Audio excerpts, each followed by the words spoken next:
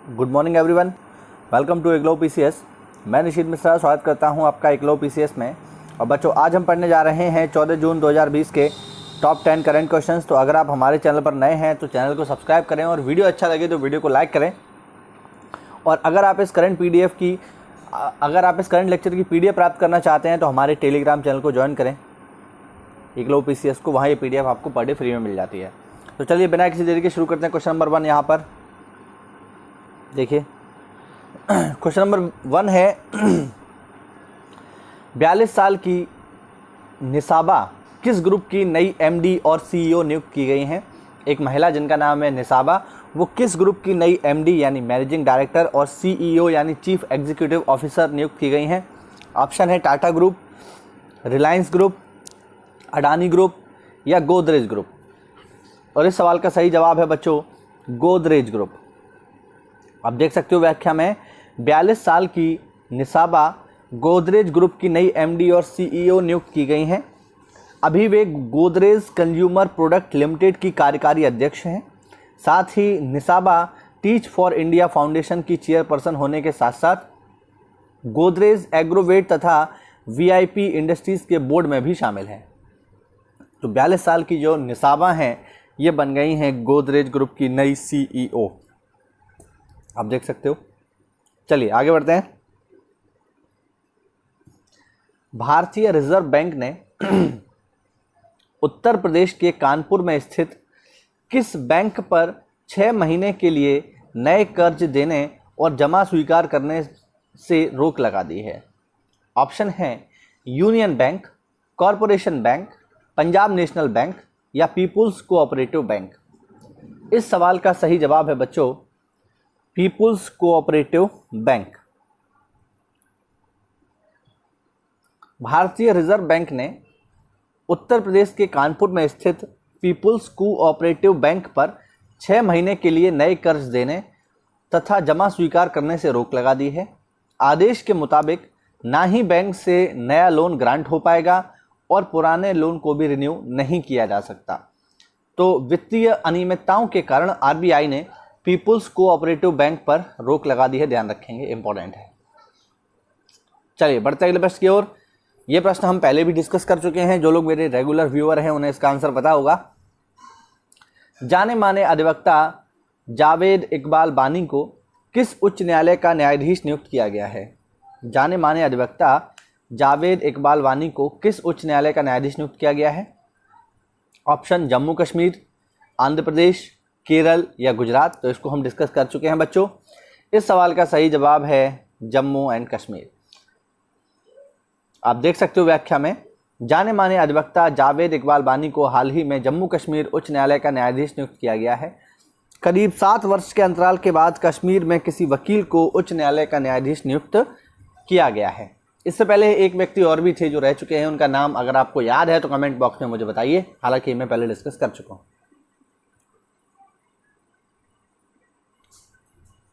अगला प्रश्न है बच्चों, देखें।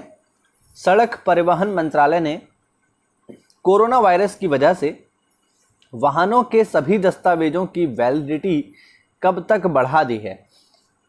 यानी अभी आपने जैसे मान लीजिए जो आपका ड्राइविंग लाइसेंस है आपने बनवाने के लिए डाला, अब लर्निंग आ गया लेकिन आपका पूरा ड्राइविंग लाइसेंस नहीं बन पाया है।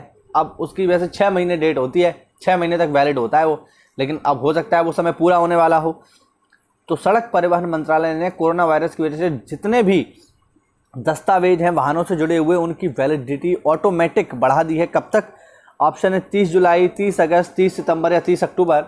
और इस सवाल का सही जवाब है बच्चों 30 सितंबर। 30 सितंबर तक जितने भी वाहनों के दस्तावेज हैं उनकी वैलिडिटी को एक्सटेंड कर दिया गया है, यानी अब वो चलते रहेंगे 30 सितंबर तक बिना किसी समस्या के। ठीक है, ध्यान रखिएगा, महत्वपूर्ण सवाल है। चलिए बढ़ते अगले प्रश्न की ओर। 13 जून को किस देश में आविष्कारक दिवस मनाया जाता है। 13 जून को किस देश में आविष्कारक दिवस मनाया जाता है। ऑप्शन है चीन, जापान, ऑस्ट्रेलिया या हंगरी। इस सवाल का सही जवाब है बच्चों हंगरी। चलिए बढ़ते अगले प्रश्न की ओर। कोरोना वायरस से बुरी तरह प्रभावित देशों के मामले में भारत किस देश को पीछे छोड़कर चौथे स्थान पर आ गया है। ये बहुत ही इंपॉर्टेंट सवाल है बच्चों। किस देश को पीछे छोड़ दिया है भारत ने और आ गया है चौथे स्थान पर? ऑप्शन है अमेरिका, ब्राज़ील, रूस या ब्रिटेन। और इस सवाल का सही जवाब है बच्चों ब्रिटेन। ब्रिटेन को पीछे छोड़कर भारत अब चौथे स्थान पर आ गया है।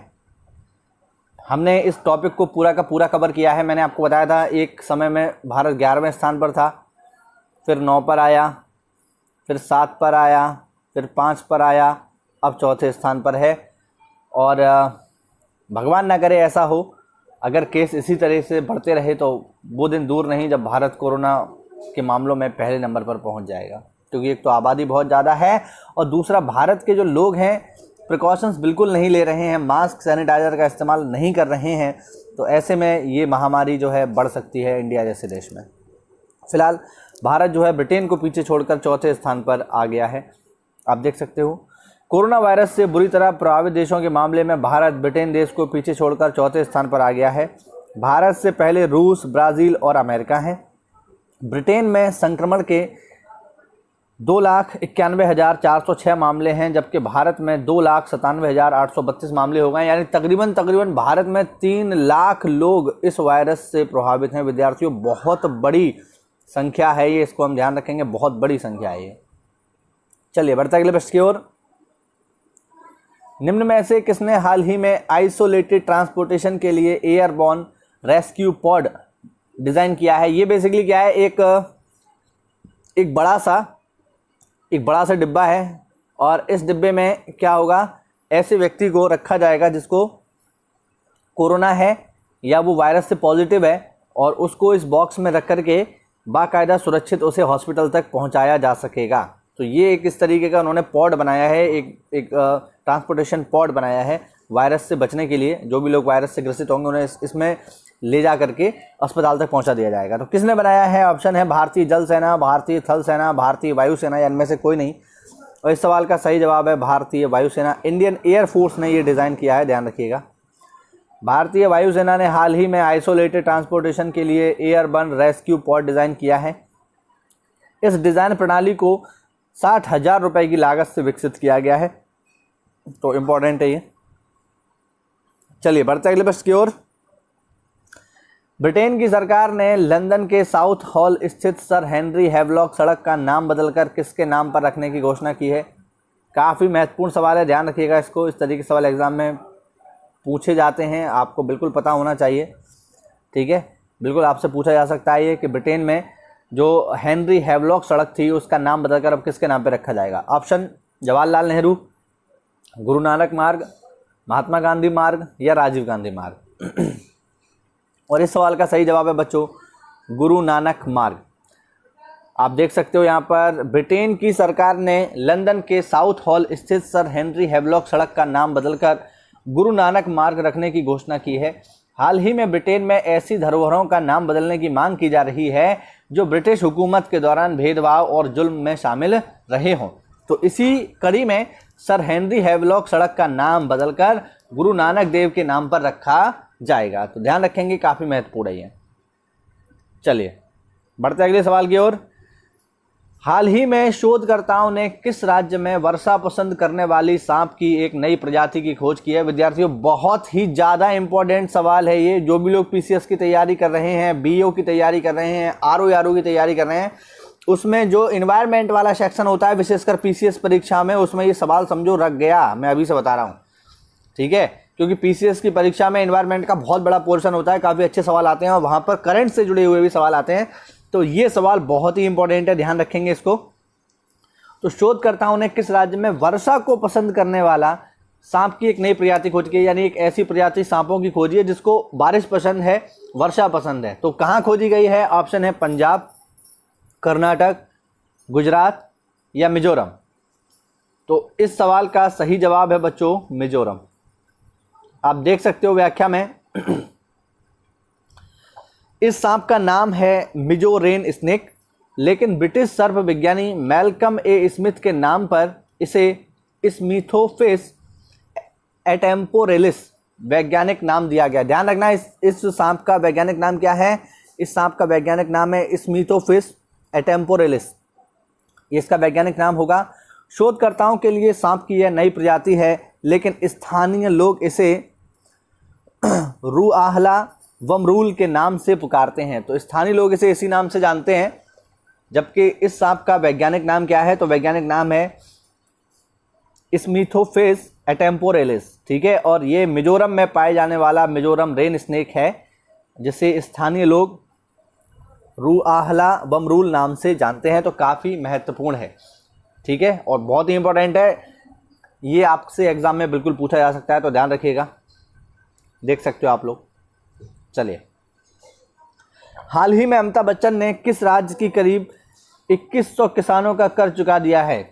तो अमिताभ बच्चन जी ने किस राज्य के 2100 किसानों का कर्ज चुका दिया है? ऑप्शन है झारखंड, पंजाब, बिहार या इनमें से कोई नहीं। और इस सवाल का सही जवाब है बच्चों बिहार। अमिताभ बच्चन जी ने बिहार राज्य के करीब 2100 किसानों का कर्ज चुका दिया है। जो उन्होंने बैंक से लोन लिया था, उस कर्ज को उन्होंने चुका दिया है। अमिताभ बच्चन ने बिहार के 2100 किसानों का कर्ज चुका दिया है। उन्होंने ब्लॉग में लिखा कि किया गया वादा पूरा हुआ। गौरतलब है कि अमिताभ बच्चन जी ने पिछले साल उत्तर प्रदेश के 1000 से अधिक किसानों का कर्ज चुकाया था। तो काफ़ी मानवतापूर्ण काम है ये सदी के महानायक जी के द्वारा। तो काफ़ी इंपॉर्टेंट है, ध्यान रखिएगा इसको, ठीक है। और ये थे बच्चों हमारे टॉप 10 करंट क्वेश्चंस जो कि आपके 14 जून से जुड़े हुए थे। उम्मीद करता हूँ इस वीडियो में आपको कुछ नया सीखने को मिला होगा, कुछ नई जानकारी मिली होगी। तो अगर ऐसा है तो वीडियो को लाइक कीजिए और चैनल को सब्सक्राइब कीजिए।